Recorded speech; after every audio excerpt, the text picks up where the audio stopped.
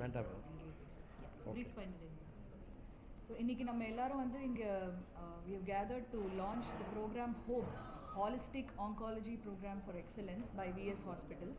இது ஒரு முழுமையான ப்ரோக்ராம். ஒரு கேன்சர் பேஷண்ட்டுக்கு உள்ள ஹாஸ்பிட்டலில் வந்த உடனே அவங்க வந்து குணப்படுத்தி வெளியில் போகிற வரைக்கும் அவங்களோட லைஃப் ஸ்டைல் எப்படி மாடிஃபை பண்ணணும், அதுக்கு பிறகும் அவங்க குணமானதுக்கு பிறகும் எப்படி வந்து அவங்கள வந்து பார்த்துக்கணும், அவங்களோட லைஃப் எப்படி பார்த்துக்கணும், how to advice them, how to follow up, அவங்க ஈவென்ச்சுவலி அவங்க லைஃப்பில் எப்படி ரெக்கரன்ஸ் வராமல் பார்த்துக்கிறது அப்படின்னு சொல்கிறதுக்கு ஒரு கம்ப்ளீட் ப்ரோக்ராம்.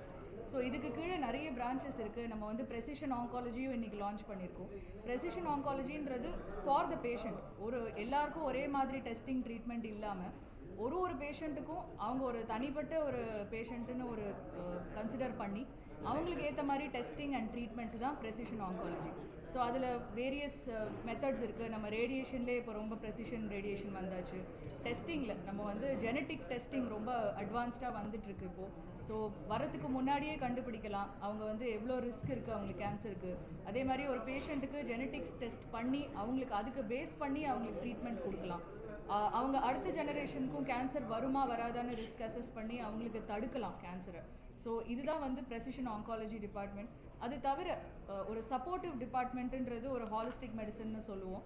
அவங்களுக்கு தேவையான டயட், அவங்க நியூட்ரிஷன், அவங்க என்ன உணவை எடுத்துக்கலாம், எது வந்து நல்லது, அவங்க கேன்சர் ப்ரிவெண்ட் பண்ணுறதுக்கும் அவங்களுக்கு சைட் எஃபெக்ட்ஸை கம்மி பண்ணுறதுக்கும் என்ன உணவை அவங்க எடுத்துக்கலாம், அவங்களோட எக்ஸசைஸ் ப்ரோட்டோகால்ஸ், அவங்களுக்கு ஃபிசியோதெரப்பி, அவங்களுக்கு மற்ற சிம்டம்ஸ் எப்படி கண்ட்ரோல் பண்ணுறது, அண்ட் அதே மாதிரி எண்ட் ஆஃப் லைஃப் அவங்களால சரியாக ஆக முடியல, கேன்சர் ப்ரோக்ரஸ் ஆகுதுன்னா அவங்களுக்கு எப்படி வந்து அடுத்த ஃபேஸ் அவங்க பாலியேட்டிவ் கேருக்கு அவங்க ட்ரான்சிஷன் பண்ணுறது. அண்ட் இன்னொரு முக்கியமான வந்து சர்வைவர்ஷிப். ஸோ அடுத்த ஒரு 6 மாதத்தில் அவங்க ட்ரீட்மெண்ட் முடிஞ்சதுன்னா அடுத்த 20 வருஷம் 30 வருஷத்துக்கு அவங்களுக்கு என்ன எதிர்பார்க்கலாம் லைஃப்பில் அப்படின்றத அவங்களுக்கு சொல்லிக் கொடுக்குறது. இதெல்லாம் வந்து ஒரு ஹாலிஸ்டிக் ஆங்காலஜி ப்ரோக்ராம். ஸோ அதுதான் நம்ம இன்றைக்கி லான்ச் பண்ணோம். அதோடு சேர்ந்து ஒரு in-house genetics department, so genetic testing உள்ள டிபார்ட்மெண்ட் அண்ட் அதோட ப்ரோட்டோகால்ஸ் அந்த டிபார்ட்மெண்ட்டும் இன்றைக்கி லான்ச் பண்ணியிருக்கோம்.